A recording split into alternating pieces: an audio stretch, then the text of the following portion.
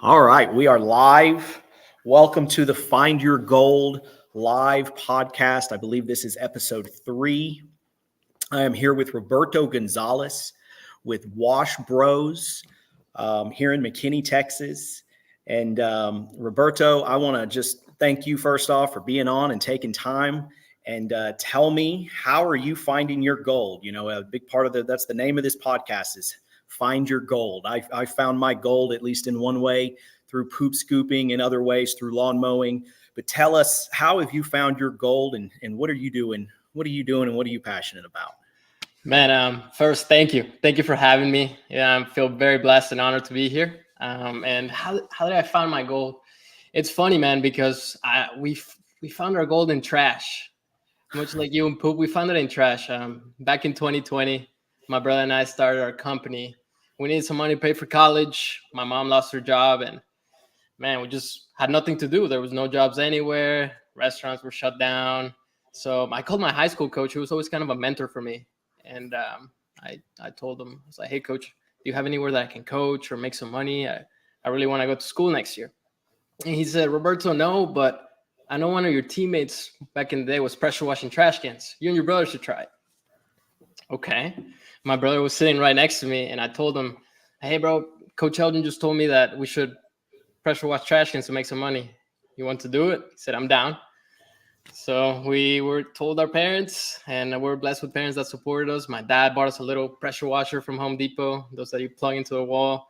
And then my mom posted us on Facebook. And quickly that post started to get a lot of engagement. People wanted to just help us out, come out. Yeah, come clean my trash cans. We started calling everyone's moms that I knew. Hey, can I come out and clean your trash cans? And we're knocking on doors. I mean, doing whatever it took to, make money to pay for that year. And after 4 months of doing it, grinding, we thought it was just going to be a summer job. But man, we're started getting surrounded by people like mentors that told us, man, you can actually do this and take this to the next level. And after 4 months, we decided to make the LLC, make it official. And the news contacted us because of that post. So we're blessed to be on NBC and Telemundo. And then after that, people started asking us, hey, could you pressure wash my driveway too and clean my windows and my patio? Sure. So we started getting more into the business, understanding, oh, okay, we can do more pressure washing. We invested more into a company, bought better equipment. And actually that same year, our dad quit his job to come help us out. We were trying to like, Dad, come help us, because we had no idea what we were doing, man. I was 19, my brother was 18. Never thought I was going to be doing business. Neither did my brother. But God just places circumstances and perfect timing to start a business. And we did. And it just kept getting better. It wasn't easy, man. I'll tell you that. It was, as you know, how it is to own a business. Man, the bills keep coming. You're like in no man's land because you have no idea. You've never been in that situation, but you just have to adapt, keep going. And, we're lucky to have some mentors. And actually one of the people that helped us start the business, he had a dog hotel. And he told us, he's like, man, you guys should pick up poop in the back while you're there. People pay for that service. And, we're like, yeah, I don't know. So we never got around to it, but it's funny that, now we're talking to a pet waste millionaire. It's pretty crazy. Well, yeah, no, that's man, that's awesome. And yes, that's the crazy thing. And that's the purpose of this podcast is you can find your gold in so many different things. I feel the same way. I could reciprocate that on, like you started out with the dumpsters. I've had my eye on that business. That's been something that's kind of, and every time I see it, I'm like, can you really make money on it though? And like, I know exactly what you mean. And there's people that I guarantee you are millionaires in that business. It's been around long enough at this point. It's big enough. There's got to be people that have done well in just I'm talking specifically in only washing trash can dumpsters. Now you guys expanded. You did what I have done at Chorby, less so at Scoop Soldiers. At Scoop Soldiers, and Executive Lawn Care, we very much so focus on what we do. And that's what we do. We scoop poop at Scoop Soldiers, right? We have a handful of other services, but we're very careful. Whereas at Chorby, the vision is there's so much need out there in-home maintenance. Yes. And, it's, it sounds like, and I want to hear more about your journey in expanding into these different similar service lines. You were using pressure washers, right? That's where you Yes. started. And so tell me about your journey a little bit more in depth about how you've expanded and how you've picked the different service lines that you're in, and what keeps you from continuing on expanding in additional services. Because sometimes that can be very tempting, but sometimes you also got to be careful with that. Yes, you do. Yes, you do. You don't want to overextend and, cover too many areas. And Tell me about it. Yeah. So, man, when people started asking us, "Hey, can you pressure wash my driveway too?"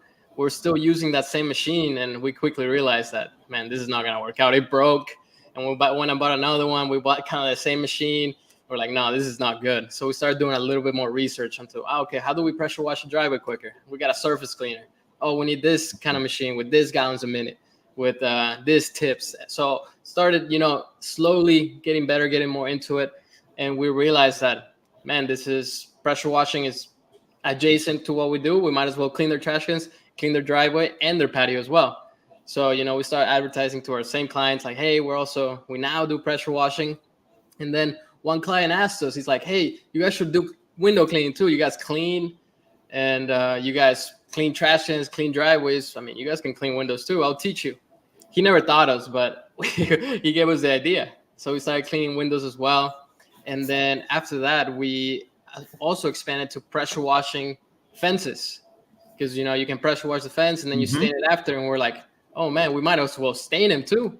So we started staining fences. That was probably about 2 years into pressure washing. We're just doing, sorry, I dropped my mic. We're just doing strictly pressure washing and window cleaning and the cans. And then we're expanding into fence staining, and we realized, man, this is a great business, great margins. People definitely need it. Instead of replacing the fence, we can add, more life. The lifespan to the fence is going to increase. So, it's a good investment, and people love to have a good looking fence. So, we started getting more into it, and man, it's started growing and growing. Each line of the business kept growing more. And man, we decided now we don't clean as many trash cans, but we offer the trash can cleaning for free with the purchase of, Okay. And, So and that was going to be one of my next questions is, do you have service lines that are a significant part of your business, or more so, or are you pretty well across the board? Usually businesses like ours, they have some very specific areas that are their primary source of revenues. What are yours? yes. So the highest ticket item is the fence. And last year it was about 50% of our revenue. And the rest, the window cleaning and the pressure washing, was kind of even split. Okay. But the bulk of our revenue last year was fence staining and pergolas and everything that's wood. We can pressure wash and stain. But your willingness to kind of like be open-minded about what your business offered. You're young, you're learning, you're starting. And so that's really, it sounds like, has helped you kind of find a specific area, a niche that your business really dives into and is profitable in. Yes, we say we're exterior cleaning pros. The bros are exterior cleaning pros, but we also do gutter cleaning. So we really want to take care of all in the home and commercial. We want to take care of all the exterior cleaning needs of their business or homeowners. That way, they don't have to call their companies. We can take care of them in every aspect of their exterior of their home. Okay, before we get into, I want to talk in a second about media and your journey in social media and how you see value in that and some of the creative stuff that you guys do. But before that, what's the future? What do you see for Wash Broz over the next 3, 5, 10 years? The big picture. Yes.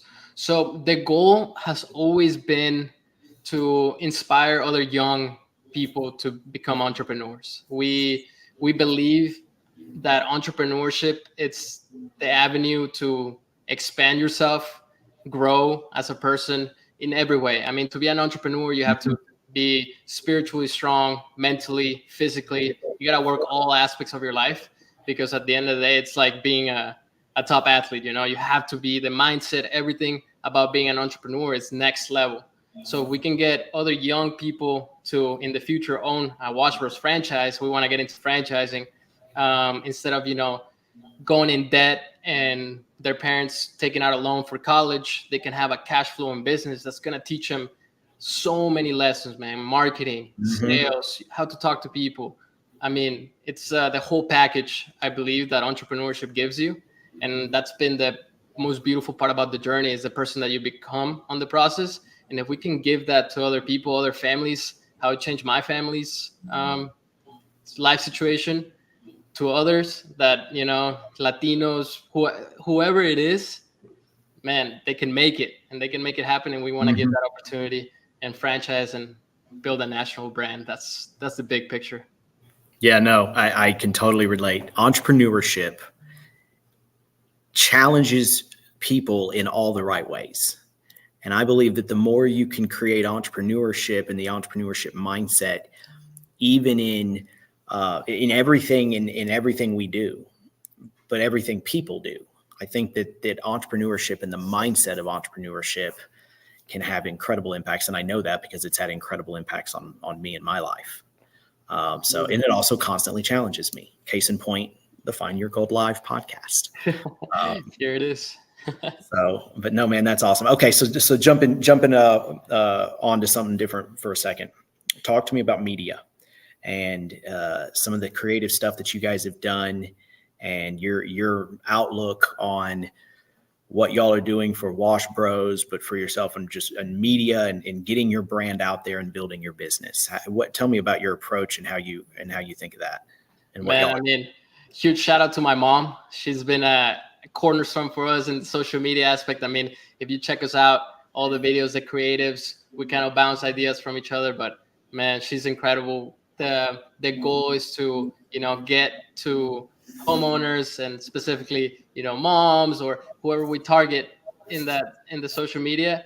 And what better judgment for it than my mom? So you guys went viral off of one of her was it one of her first few posts, or had she been posting for a long time and then she went viral? The very first one. Yeah, what platform was this on? It was on Facebook. She posted on her Facebook page, and man, we're starting getting all these shares, comments, likes, calls from it. It was freaking awesome.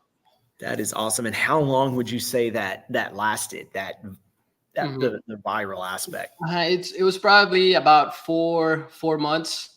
Okay. Where people were talking about our story and these young guys hustling to make money for college. People love it. It's the American dream. So yeah. And this was during COVID, right? It was 2020, middle of the pandemic. Yes. And so, and you mentioned and alluded earlier that the pandemic and COVID, it sounds like, did have a big impact on you guys going into business. It's if I heard correctly, that y'all were impacted by, your family was impacted by COVID pretty drastically. Yes. I think it was restaurants. Your dad was in restaurants? Yes, he was in restaurants, but my mom, she had her little, she's a statistician, so she does facials and stuff, and she has her office here at home, so she couldn't take any more clients in. Okay. Wow. So you guys had to go out and figure out something. We had to, man. And my mom kept nagging us, hey, you guys need to get out of the house. I'm going crazy here. I have 3 brothers. So you could imagine, just locked in a house, 3 men, 4 actually. And just playing soccer in the house, bored, playing video games, not doing anything, man. Now, were you inspired during that time of COVID? Were you inspired? Did you discover something new in terms of, was there something that inspired you to go into business? Because you also alluded earlier, it wasn't necessarily part of your plan necessarily. What inspired you was it during COVID or something before then that inspired you to go into business? So it was just a phone call with my coach, and I took immediate action on it. It's just, I didn't even think about it. I was like, yeah, let's do this, and I think taking immediate action and not really think about not having any fear, because, we're so young. We're like, whatever, it's whatever. The mindset was a little different back then. The mindset is not the same as it is now. I'll be honest. There was days I didn't want to do anything, but my mom and my dad kept pushing us like, hey, come on. So they were a huge, huge component of our success, because my mom was always a person that you could never the bar was so high that you could never satisfy her in my eyes. So she kept us working, and eventually we're like, man, we have to lock in, me and my brother, and we started actually embarking that entrepreneurship and the all the things that you need to do when it comes to habits, when it comes to mindset, when it comes to learning about business, just the whole deal.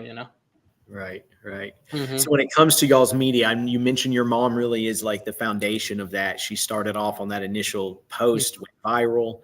Yes. But does she still runs and does a lot of the social today, right? Yeah. So we create content. We have days that we create content together, and she comes up with ideas. I come up with ideas. That's what I use Instagram for. I'm just scrolling and I'm like, oh, this is a good idea, and I send it to her, and we kind of collaborate that way. And then she's the one that does the editing and makes it happen. So so you guys are actually y'all are very intentional in Yes. your media and Yes. and creating it and the creative behind it. It Yes, sounds we like are. you have a weekly flow so that you can keep that going, right? Yes, we have specific kind of videos where, okay, in this video, we're going to try to add value to the homeowner, where we drop a tip on, what to do if, how to realize that your windows the seal is cracked and it's not actually dirty. Or, little things like that, where a homeowner can take advantage of a product that we used and they're like, oh, this is awesome, we highly recommend it.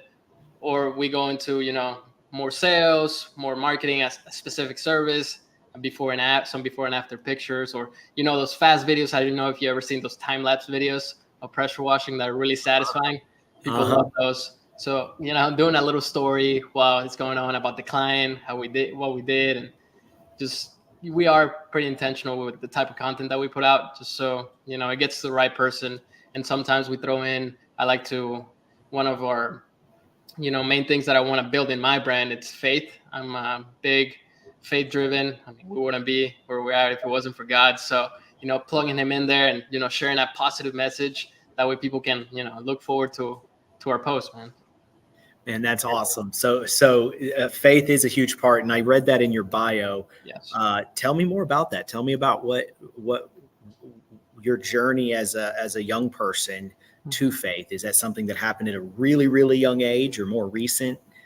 Man, so I was raised Catholic. I went to Catholic school, but I never really understood what having a relationship with Christ is. So, I was living in high school. I was just playing soccer, didn't do that well in school. I was just there to play soccer. I liked soccer. And I started, going down the wrong path. I like to drink a lot. I was, smoking weed and doing, swaying away, partying too much. And they carried over to college. And in 2019, I was playing soccer in college and I was doing really well, not really good in school. I was never that good at school. I was just an average guy, So in 2020, I kind of had this moment where, it really shifted my faith. And I had this encounter with Jesus where he kind of like pulled me out of darkness and helped me see what I was doing. Because at the moment, I didn't think that it was wrong. I always believed in God, but I didn't know what having a relationship with him was like. Yeah. So it helped me see what being in darkness is like, and give me that empathy for people that they don't know that they're lost, because you're just doing things because it's fun. I'm enjoying the time, but the stuff that I was doing wasn't taking me anywhere, man. And I realized that, I was blessed with many gifts, and I was leading people into the wrong paths, and felt really bad for it. And I repented and I came back to the church. And then I had my girlfriend that I currently have, that I'm going to marry. She got me back more into the church. So my faith has been pivotal to, keep going through the hard times, because entrepreneurship is not easy, man. It's not easy at all. No. And so that's how I've been able to muster the courage and, push through the pain and the sadness and the disappointment and, the crying in that bathtub, because this is overwhelming and so hard. And man, you don't know what to do with yourself. So I'm just, putting my faith in Jesus has been an absolute game changer for me. Amen. I can relate so much to that. I was a young person. I was raised Catholic. I would say three Sundays a month, not 4, but 3 Sundays a month. Uh-huh. And as an adult, I've been far more, I would say, charismatic in my walk, but in my faith walk. But yes, it all comes down to faith. And I don't know, I oftentimes don't know how people, like I admire in some way, like I couldn't do it without my faith. Yes. My faith is where I go to maintain my mental strength. Yes. And so, yeah, I love that. I love that. So let's segue now to family. Okay. So you talked about your dad. I believe I don't know, maybe we didn't get fully into that, but your mom's a big part of your business. Mm-hmm. You and your brother started this, but your dad also came to work for you pretty quickly. He came to work for you guys pretty quickly. So this is a family business. Tell me about those dynamics. The fun, the not so fun. Oh man. So when my dad came in, he came in and he helped us. For example, when we started pressure washing fences, he always had the mindset, and something that I learned from him is to never say no. So he would be like, yeah, we'll do it. So he's been a big part of adding on those services and having the confidence that, okay, my dad's got it. We can do it. Yeah. So he kind of helped us burst through that, being young and not knowing really what to do. His experience really helped us kind of branch out into that section of the business. And he was a big part of it, man. He was a big part of, us waking up early in the morning and like, come on, let's go get it. He was always a very punctual person. He knocked a bunch of doors with us and helped us get a bunch of deals that way. And he was really big into the business. Now, he was with us from 2020 to recently. We had to, some stuff happened with the family and he just had to part another way. But I mean, he was a huge part of our success, and I'll always say that. But that's a good part. But having a family business has its pros and cons. Cons are, the business is always here. We're always just talking about business. It's hard to separate. And whenever there's conflicts, and I'm the CEO, and I have to talk to kind of give instructions to my dad. That dynamic was a little weird at first. But, we got used to it and we understood the rules in the company and how it worked. So we worked everything mostly through, but, it's just we're younger. So the culture that we want to instill in our company is a little bit different than, old school ways. We really want to be a company where people really enjoy working in and not, have a boss that kind of just tells you what to do all the time. Now we want people that want to grow. You want a collaborative environment, a growth-centered environment, as opposed to a authoritarian-minded environment.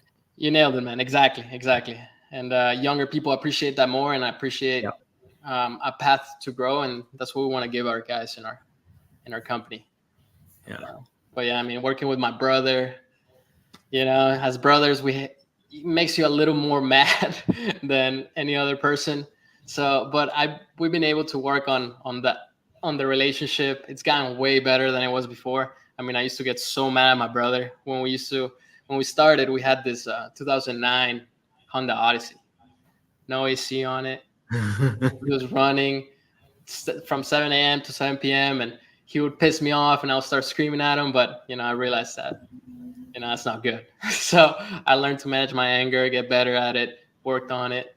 And now the relationship is way better. I mean, we both we're on the same page where we want to take the company. So it's pretty awesome. It's the trust aspect of it. It's trust is key. I mean, that's key in all relationships. But when it comes to those closest to you and your family, they've got to recognize you. There's got to be that mutual trust. If you don't have that, even with your closest family members, you've got to have that at a whole nother level. Yes. But I absolutely believe, I mean, family businesses are it's like they've been around since time began. I mean, that's who people probably, I early on, I'm no historian, but I imagine that's who people worked with to begin with, right? On farms and such, as they were literally working with family. And Absolutely. Being that you spend the most amount of time with those people, you should be able to work cohesively as a team, ideally, but there are boundaries. You've definitely got to maintain boundaries. Absolutely, man. Absolutely. But tell me about you, EJ. I know you've been a serial entrepreneur, man. You started when you were so young. So yeah, look, you and I just got connected. We literally just met 30 minutes ago, about 10 minutes before we went live here. But we know each other through Matthew franchise. Matthew. Yeah. Shout out to Matthew. Yeah, shout out to Matthew, one of my favorite people that I've met here recently. Streetwise podcast. I was sitting here thinking, I was like, I know it. Streetwise podcast. Man, his podcast is incredible. Yes. Yeah, he's done really well. But no, so if I understand connected, you connected through to Ben, and Ben was like, you need to be on the Find Your Gold Live podcast. So thanks to Ben for connecting us. I don't know exactly what you know and don't know, so I'm not going to take up too much time. But yes, serial entrepreneur, because I said yes a lot. Now, I also learned that you got to be careful saying yes too many times. Saying no is good too, at least in my experience. But no, Executive Lawn Care is a business we acquired about a decade ago from the gentleman that started that 10 years earlier in 2004. Sells it to us in 2014, and 5 years later in 2019, he becomes our first franchisee at Scoop Soldiers. No way. And he buys our North Dallas, Frisco, McKinney 2 territories, which were our core original territories that we started the business in. So we did something unique in franchising. I don't think it's very common that you sell your first franchise is actually your main location, so to speak. So we've worked with him. We call him Grandpa Ron, or I call him Grandpa. I started out as being condescending, like, cause he's older than me, like, okay, Grandpa, but he like owned it and he took it. And so fast forward now a dozen years or more, and he's Grandpa Ron. So he's the Grandpa of Scoop Soldiers. He's a serial entrepreneur in his own right. So I'm very fortunate to get to work with both seasoned serial entrepreneurs and then also entrepreneurs that are just coming, whether it be franchisees that we've got at Scoop Soldiers and at Chorby. We have a franchisee at Chorby in our lawn care. So Chorby's another franchise we don't talk a lot about. It's still in its infancy, so to speak, but Chorby Lawn Care is franchised. And Chorby is the business I started when I was 21 mowing yards. It's kind of like the original. Okay. It became Chorby in 2019, but it was Emerald Lawn Care, and I heard Ben mention when I jumped on here earlier, weed extinguishers, and so that's part of my journey as an entrepreneur and learning and growing up is that I have my original company's been 3 separate names. Wow! And in some ways, that speaks to my maturity as an entrepreneur. Each one of those is a different point in my journey of maturity. Why Chorby? Chorby. Think chores and hobby. Okay. So chores and hobbies. Chorby.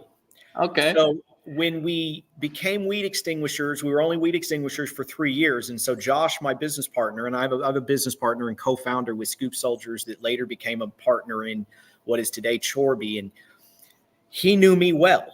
And we also knew that we are never changing the name of this company again. That was like one of the first rules. Okay, we have to change it from weed extinguishers because the vision is far larger than what the name weed extinguishers can give. But so we needed a name that was unique, original, trademarkable.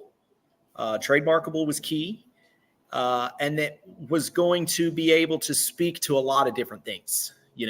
Chorby could literally be home audio in media rooms, and theater rooms. It could also be lawn mowing. It could be everything in between.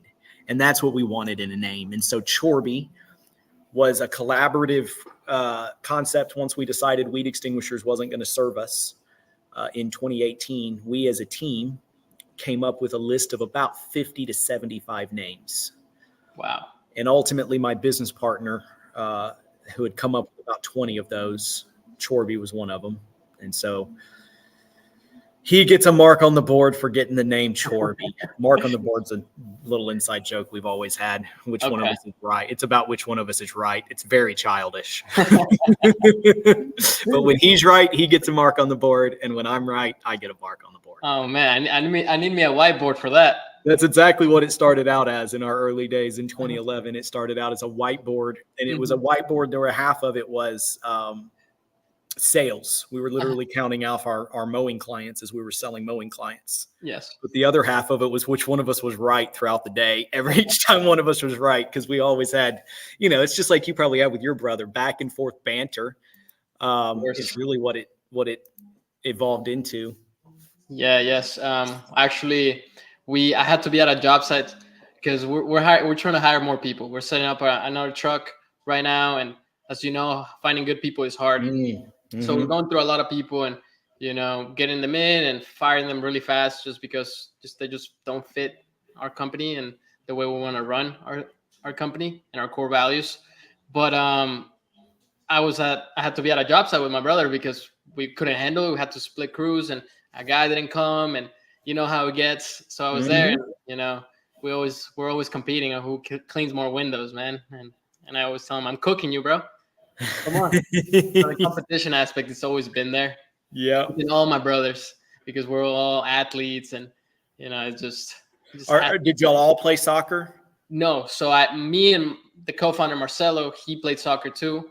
And my other one, he's the third one. He did wrestling in high school. And the youngest one, complete opposite of all of us, he does music. He freaking loves music. It's his thing. I've never met anybody more into music than him. He's actually playing the trombone right now as we speak.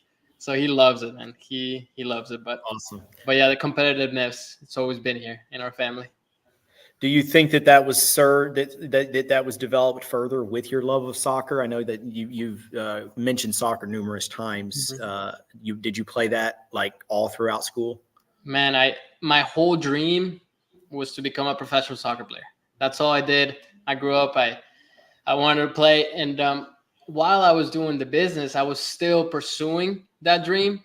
But it's like God was shutting so many doors in the soccer. I would get this tryout with this Mexican team, and I would make it, and then for some reason I couldn't go, and it just kept showing me, and it was super devastating, making the decision, okay, I have to surrender, I have to do this, because doors kept opening up on the business side on Wash Broz. And when I actually finally fully locked in and wasn't training all the time, because it takes a lot of time to maintain a high level, and when I actually locked into the business, I started, listening to more Alex Hermosi, really, really learning and soaking knowledge, networking with people, meeting other people, and just learning and applying and just getting more into it. Man, I found this love for entrepreneurship, because at first it was kind of like, oh man, it's fine, I get to do this, but I also want to do this, and this is my dream. But man, now that I'm full on into the company, the vision is there. It's just evolved. Well, and think about it. A lot of athletes become entrepreneurs.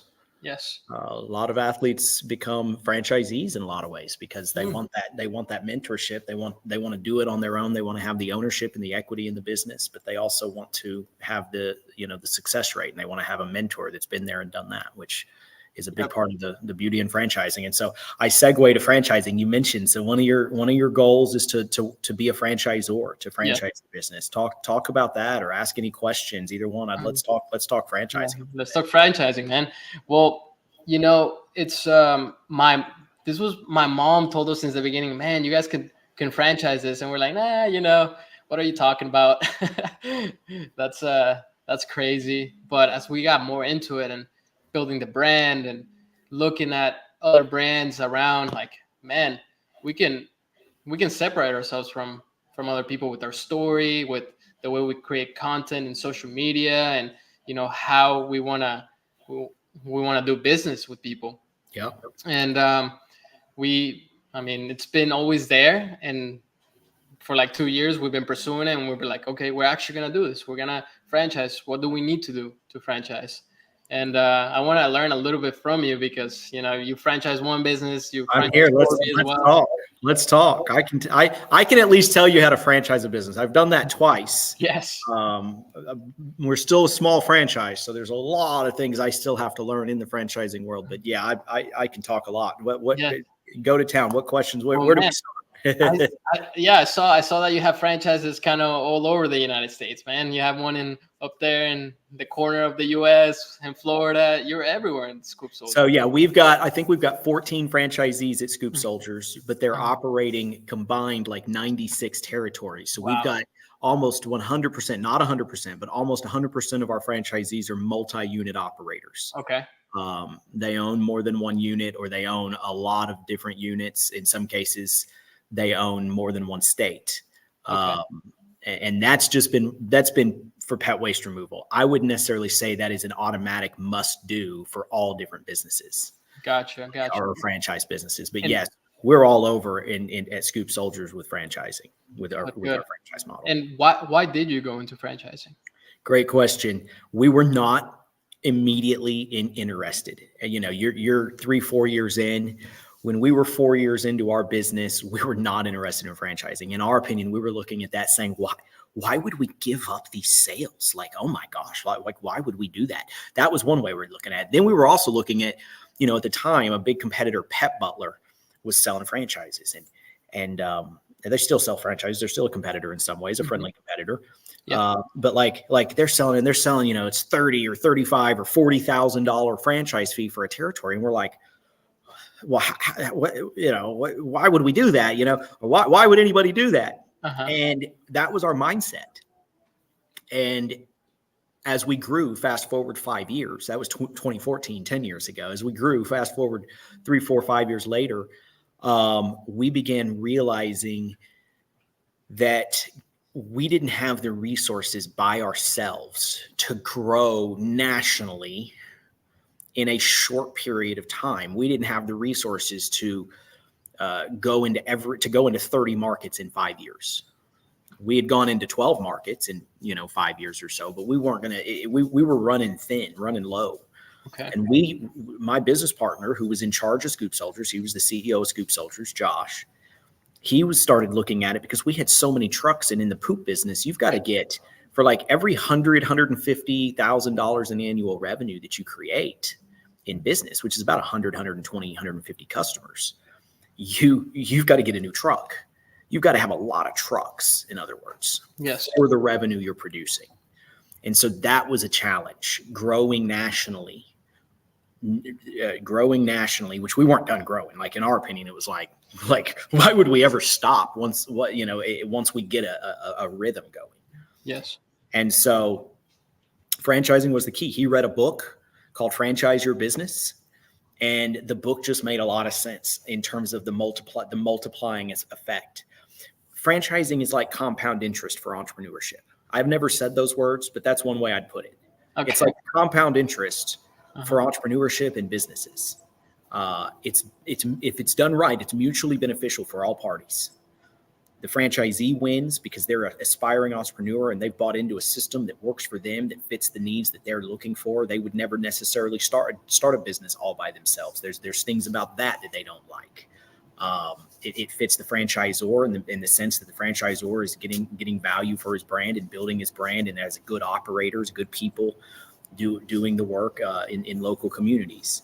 And then the client, it fits the client because the client's being served from having this trust and the reliability of a big national type brand and the experience of that, while also in many cases getting the small business aspect where they're getting local ownership. Man, it was a long answer, but that's why we chose franchising. Yes, it's interesting, man, because I wonder, how do you guys market? Because I assume that you have to be very dense on your routes to be able to, because when we were doing trash cans at first, we were going from obviously we're very inexperienced. So we're going from Frisco to McKinney to Dallas we're all over the place. You're reminding me when you said Frisco and McKinney, you're reminding me of when I was 21, 2021, mowing yards, still had other jobs, but I was also mowing yards. And I couldn't quite figure out the zip codes I thought all the clients were in.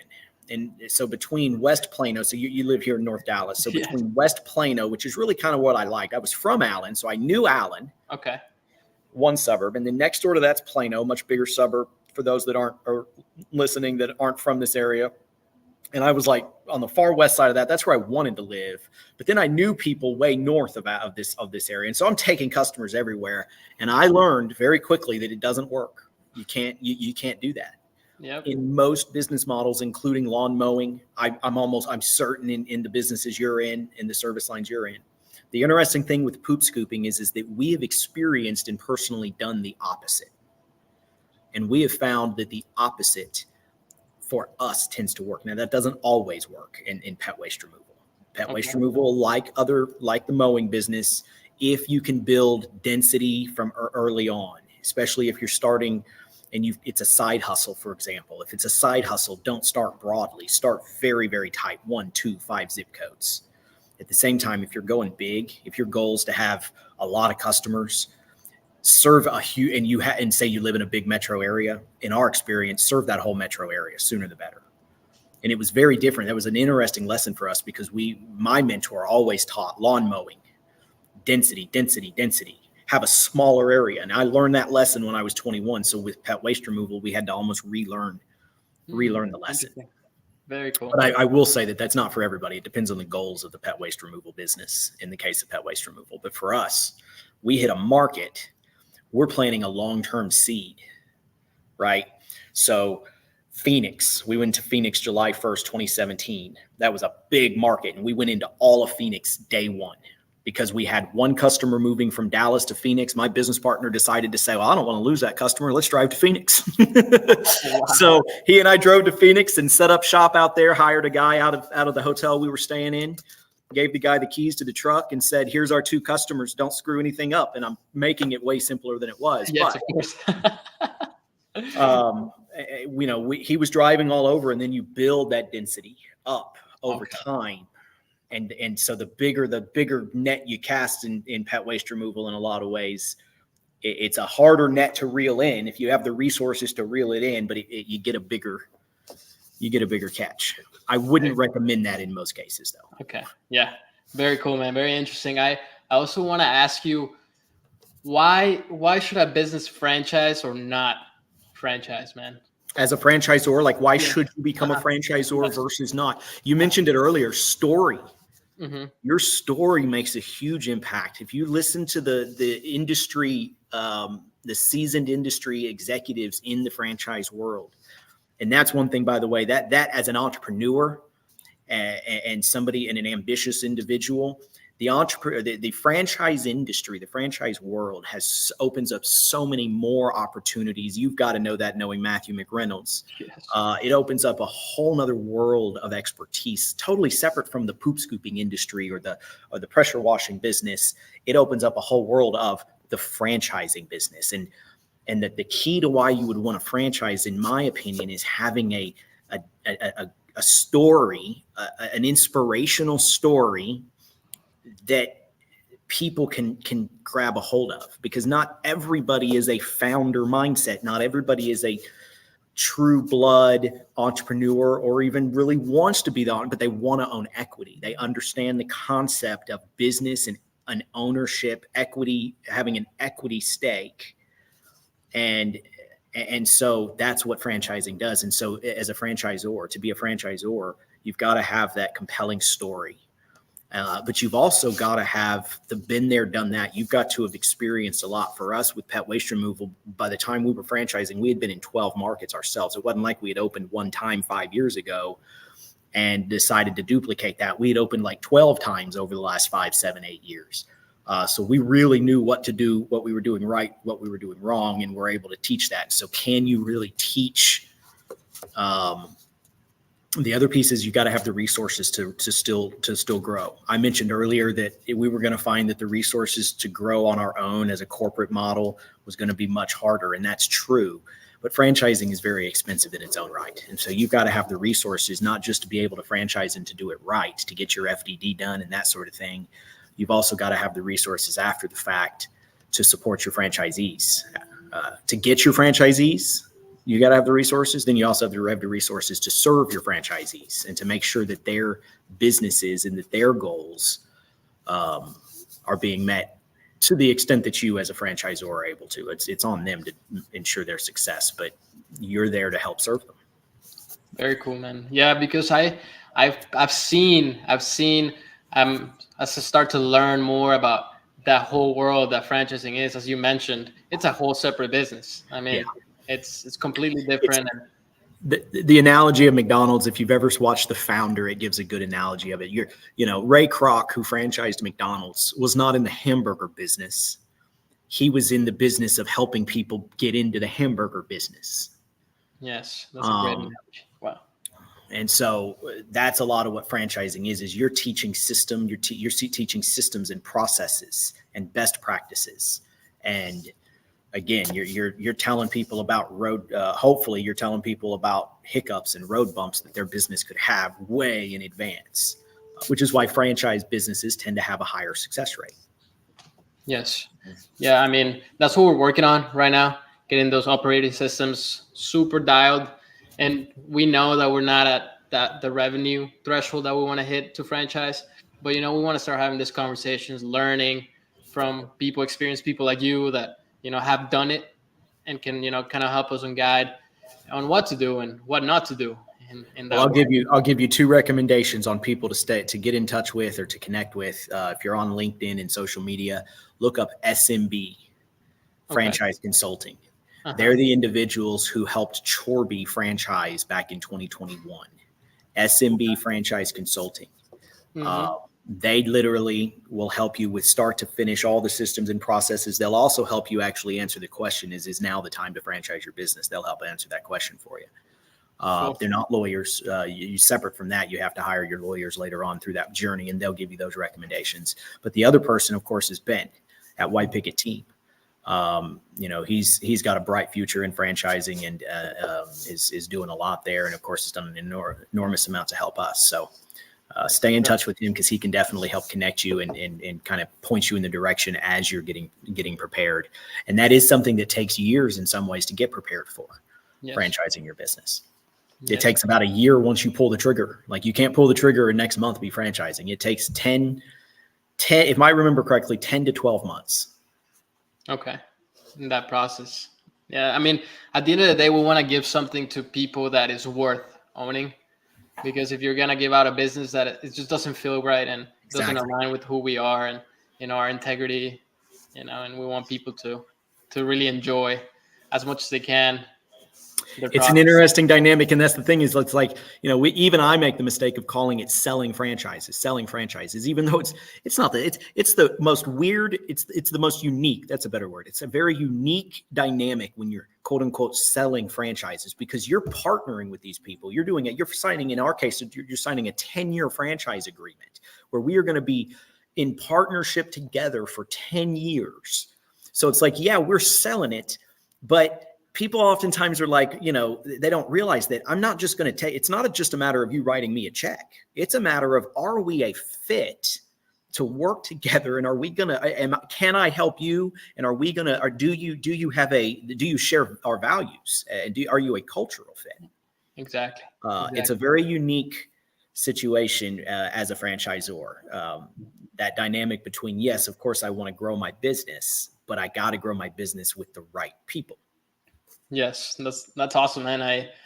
I can't wait. I certainly can't wait to get there. I look forward to it. I look forward to having more conversations on franchising. What other questions can I answer? So I know we've talked a lot on a lot of different topics, but what other questions can I answer? Just even separate from franchising.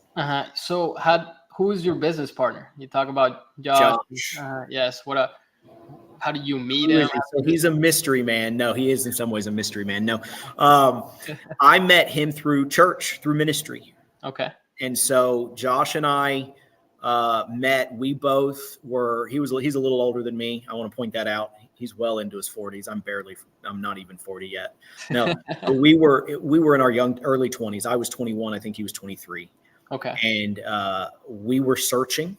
And we were Christians by this point. So we were already Christians, but we were searching even beyond that.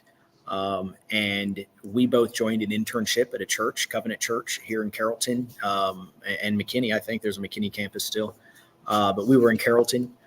And we met and spent 2 months in this internship together. Now, this was an intense internship. Like, you didn't have school in addition to this. This was life, 6 days a week. You had 1 day off. Wow. 1 day, 6 days a week, 1 day a week off, 6 days a week in this. You're staying in housing, student housing. I have, to say the least, I kind of have problems with authority. So I only made it 2 months. It was a 10-month program, but I only made it. He made it through the whole thing and then went to work with the church and worked in ministry for a number of years. And then fast forward 5 years, I had been mowing yards, and I called him up, and we had a good relationship. Every time we got on the phone, we yapped and got along really well. And I said, hey man, come to work with me at this mowing business. What today is Chorby. Mm-hmm. I said, but separately, let's start this poop scooping business idea I've got. And he took ownership of it, and man, he gets the credit. He built it. He grew it. Sorry about that. Uh-huh. No worries. Uh-huh. He led it and he grew it. And we were together, we were talking together every day to day, but he was really the one doing the traveling and setting the vision through franchising and all the way up until the last 2 years. Oh, wow. Okay. Yeah. So that trust was there, man. Trust with we've never had a trust problem, which is why we're in business together. And I can't count. It's more than I can count on two hands how many companies we own together, all combined. Oh, wow. Through our different entities and such. But yeah, we own real estate together. We own Executive Lawn Care together, Chorby together, Scoop Soldiers together, various companies that support those companies like White Picket and Pooper Troopers, the company that owns our fleet and our vehicles and that sort of thing. Man, how are you able to balance all these different companies, man? What is your day-to-day delegation? Okay. I naturally don't want to do anything, and so when I'm tasked with doing something or when something needs done, my immediate answer is, okay, I can do this for so long, but who can I get to do this in the long run? And so that has served me well. A lot of CEOs and entrepreneurs really like to hold things and do it themselves. And my goal is to only do the things that only I can do. And so delegation is a huge part of it. It's finding and building that team that you can build and trusting in that team and building systems and processes and double checks to make sure that things can be done even without a single person. We're not relying upon one single person by and large. Very cool, man. Very cool. Yeah. So what does your day-to-day look like nowadays? What do you get to do? Depends on the week. I travel every other week, give or take, for the T-Pig Takeover Tour. I'll be in Seattle. I leave for Seattle tomorrow for the rest of this week. Next week, I'll be in Portland. But when I'm in town, it's, I would say, a dozen meetings. What's funny? I'm reminded Matthew asked me this on his podcast, and I gave the most ridiculously detailed answer. Like, it bothered me after the fact at how stupid. Like, I was like, I was just stupid with details. So I'm trying not to be overly detailed. Accountants, my COO team, my executive team, COOs, executive chief operating officers like Ben and Jeremy Langlitz, who is my vice president of business administration. But I've got about 6 people that report to me, a lot of accounting and operations minded. I have those meetings each week.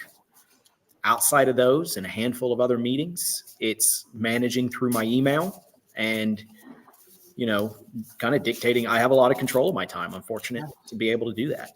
Awesome. But my wife would tell you it's not like I'm not working, because she would tell you I'm working too much, but I'm working, but it's oftentimes project-based and very much so project-based. Kind of like a personal question from entrepreneur to entrepreneur. How are you able to not, it's just, I wrestle with the feeling of I'm not doing enough. I should be doing something. They should have a return on my investment all the time. And rest a little bit. How old are you? I am 23. Don't stop. You're not doing enough. That's my general. I mean, actually, one of the questions I was going to ask you is some of your favorite books. You mentioned Hormozy. When you asked that question, I was reminded of one of my favorites, Gary Vee. I love Gary Vee, man. Gary Vee talks about being in your 20s, just hustle, hustle, hustle. Don't worry so much about figuring it all out and having all the answers. And that's very good advice for any age.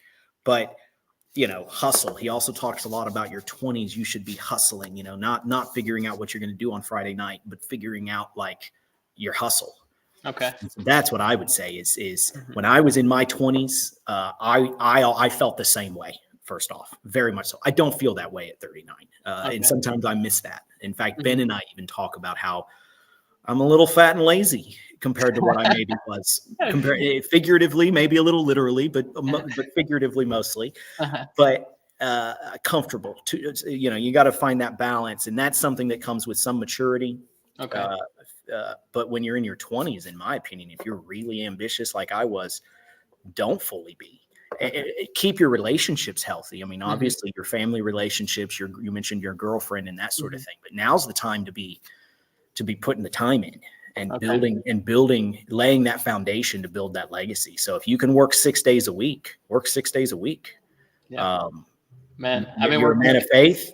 Yes. It's in the 10 Commandments, though. It's not often talked about. One of the easiest ones. Take the Sabbath. So take the Sabbath. Maybe there's your boundary. That's your boundary. Take the Sabbath. That's other than that, work and make good and build good relationships. Yes. Okay. Yeah. I mean, it's just something that it's always on my mind. It's like, man, I should be working right now, and I get back to work. But it's a good thing, like you said. I'm in my 20s, so some of my best work in my 20s was done at night, not during the day doing work. But at the same time, I wasn't overly legalistic either.